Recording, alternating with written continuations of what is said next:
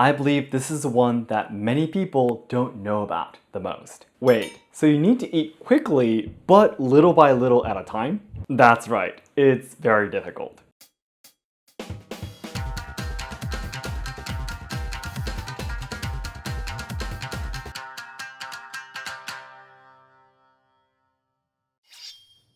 Minasan konnichiwa, and welcome to Let's Ask Shogo. I've made videos talking about taboos of using chopsticks, eating sushi, and drinking sake. Then one day I received a DM from one of my viewers on Instagram asking me if there's any rules for eating ramen. Ramen is a popular food which Japanese people love, so there aren't any strict rules or anything. However, there are some things that you could keep in mind in order to eat neater when you visit a ramen restaurant. So today, I'll introduce the 5 taboos of eating ramen. The 5 taboos will get more and more important towards the end, so I hope you can watch this whole video. Today's lesson is especially recommended to those who are willing to come to Japan to enjoy Japanese food. If there's anything else you'd like to learn more about ramen or Japanese food in general after watching this video, please let me know in the comments. In this channel, you can take a closer look at Japanese traditional culture, tips on traveling to Kyoto, and social problems in Japan. So learners and lovers of Japanese language and culture, be sure to subscribe to enjoy more content. それでは本日も美味しいラーメンを食べてまいりましょう。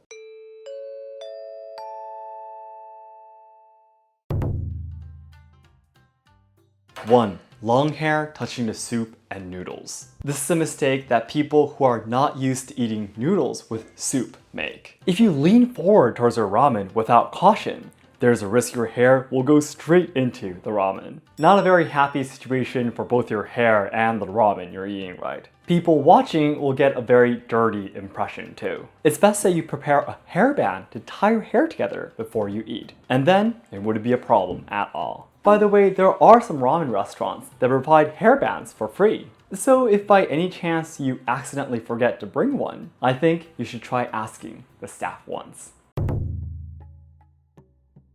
2. Making very loud slurping noise. I believe many of you have the image that Japanese people make a very loud slurping noise when they eat their noodles. You will actually find a lot of people slurping their noodles if you go to a ramen restaurant. But this doesn't mean that you can make as much sound as you want to. Slurping noodles is meant to enhance the taste by eating it quickly, inhaling air together, and not to make the noise. So it's best to keep it at its minimum. There are many Japanese people too who don't like to slurp their noodles. If you realize that the person you went to the restaurant with doesn't slurp, I believe it would be very kind if you could avoid doing so yourself. 3. Splashing the soup when slurping. Next, there are some things you need to be careful about when you actually slurp the noodles. It is to avoid splashing any soup along with the noodles you slurp. Not only will there be a risk of making your own clothes dirty, but it could also make the people near you the victims too. It of course depends on the thickness of the noodles, but it is usually recommended to just pick up 5 to 6 strands of noodles at once. After you put the noodles in your mouth, by holding the other end of the noodles, you can also lower the risk of splashing. Another useful item to eat ramen cleanly is the renge spoon. By holding the renge with your other hand and catching the noodles that you picked up once onto it, the risk of splashing soup will be minimized. 4. Getting the noodles soggy. Noodles with soup like ramen will eventually get soggy and less tasty with time as it absorbs the soup. This is why you want to slurp your noodles and try to eat the ramen as soon as possible. The ramen chefs calculate the time the customers will finish eating the noodles and decide how much they boil them in advance. In order to enjoy the ramen at its best, I recommend you to try to eat it as quickly as possible. But I know there are people like me who can't eat anything hot. In that case, you can again use the renge or borrow a small bowl from the restaurant to transfer it there once to cool it. Another trick is to ask the staff for harder noodles, and they will serve you with less boiled noodles that will take longer to get soggy. 5.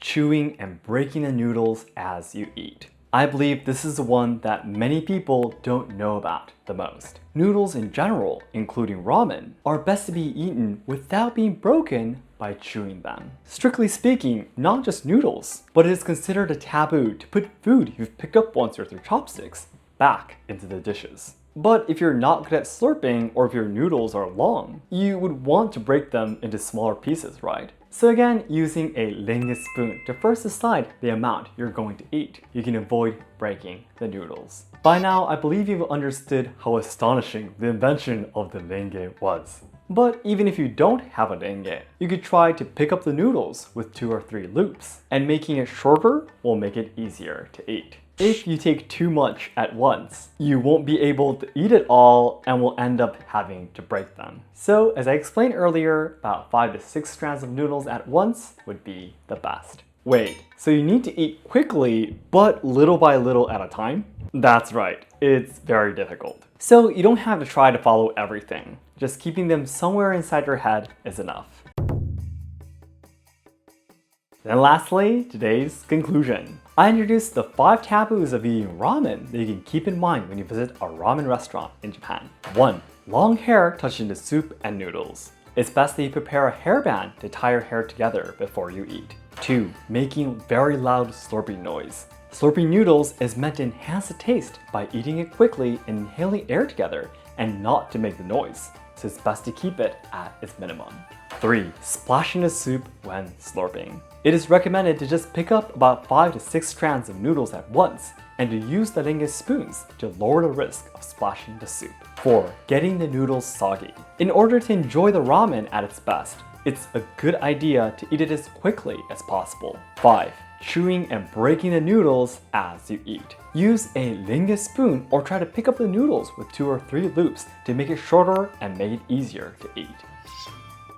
So that's it for today. Thank you very much for watching. If you thought, Shogo, watching this video is making me want to eat ramen right now, please hit the like button to help me boost this video to more people. And our goal is to achieve 2 million subscribers by January 2023, so your help would mean a lot. And please check out our sub-channel and membership through the link inside the description box. Thanks again, and I'll see you in my next video. 皆さんどうもありがとうございました。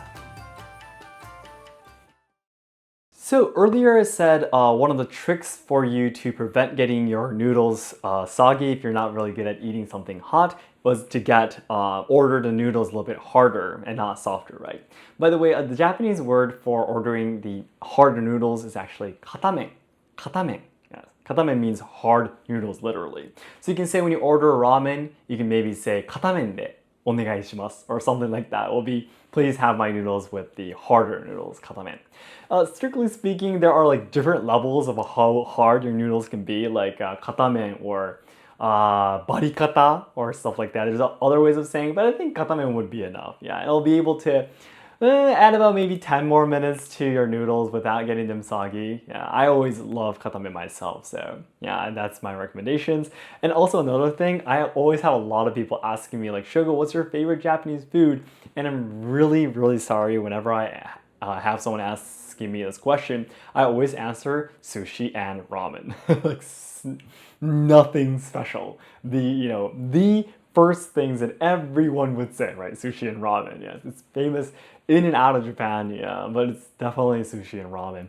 Especially for me, ramen, I think I love the pork soy sauce based soup is definitely my favorite in Japan. Yeah, I introduced my favorite ramen restaurant in Kyoto once when we achieved 500 subscribers. So that's about a year and a half ago, maybe almost about, I don't know, yeah, probably about a year and a half ago, our family went together to the ramen restaurant, but that place is still my favorite. So if you're really going to have a chance to come to Japan or Kyoto to enjoy ramen, I really hope you can check out my favorite restaurant. If I don't forget, I'll put it in the description box in this video too. If I seem to have forgotten, please let me know in the comments.